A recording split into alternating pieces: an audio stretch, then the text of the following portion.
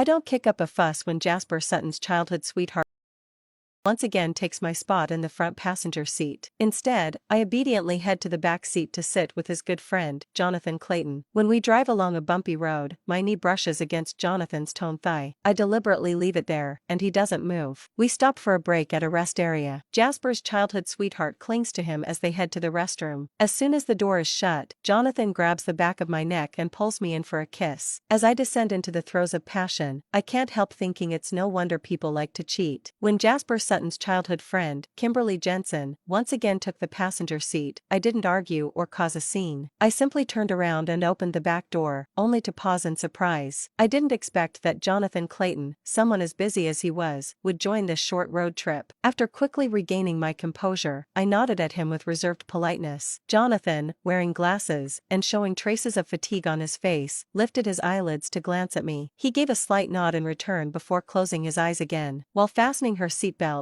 Kimberly glanced back at me smugly, raising an eyebrow. "Kathy, I get carsick, so I'm sitting in the front." "Okay, Kimmy gets carsick. Be generous about it. Don't make a fuss over something so trivial all the time." I let out a soft laugh. "Alright." Jasper seemed a little surprised but didn't say anything more because Kimberly had already shoved a half-eaten piece of bread into his mouth. "This tastes bad. Help me finish it." "Okay, Jazzy." Without even frowning, Jasper naturally ate the rest of the bread. Kimberly glanced at me through the rearview mirror, sticking out her tongue playfully. I ignored her and grabbed a bottle of soda, trying to open it. The cap was tight, and I still couldn't get it off after 2 attempts. Up front, Kimberly was pouting as she handed her bottle to Jasper. "Jazzy, I really can't open it. You know I have no strength in my hands." Jasper just looked at her dotingly before effortlessly opening the bottle for her. Then, the two of them took turns sipping from it without the slightest intention of avoiding intimacy. I felt a wave of nausea. Just as I was about to set my bottle down, a man's hand suddenly reached over and took it from me. Under the sleeve of a black casual suit, the cuff of a silver-gray shirt could be seen, neatly fitting around a slender wrist. The hand was beautiful, long, defined fingers with nails trimmed short and clean. His fingers looked like polished silver in the shifting light reflecting through the car window. While I was still stunned, Jonathan had already twisted the cap open and handed the bottle back to me. The car's music started playing at just the right moment. I quickly took the bottle and murmured a soft thank you. Jonathan gave a slight nod and closed his eyes again. He must have just come off a night shift at the hospital. Faint red veins were visible in his tired eyes. I sipped the soda slowly. The car had merged smoothly onto the main road. Kimberly's birthday was coming up, so Jasper organized this short road trip to celebrate it. About 7 to 8 of us were in 3 cars, heading to a hot spring resort 100 miles away. Not long after we started driving, Kimberly practically glued herself to Jasper's side.